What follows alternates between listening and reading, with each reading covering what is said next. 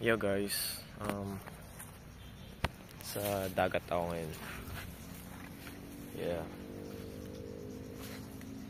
And hindi ako ngayon pumasok para mag midterm. Nagpahinga ako ngayon. Kasama aso.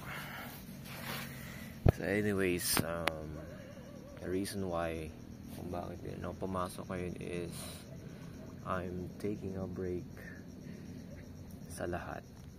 Lalo sa school. Stress ako ng sobra. And today ay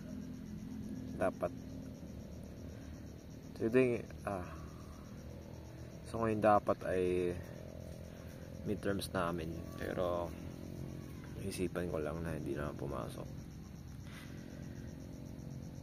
Like this past few weeks sobrang nakakapagod, nakaka-frustrate na rin.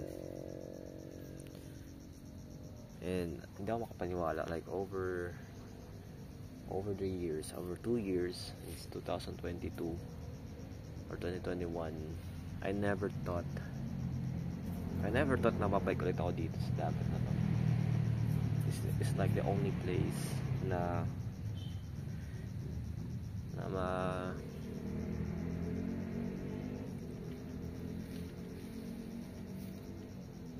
it's the only place na nahanap ko sa sarili ko. And you know, I have no words. Literally, I have no words. I'm so lost. Ayun, tandaan yun. Tangin na.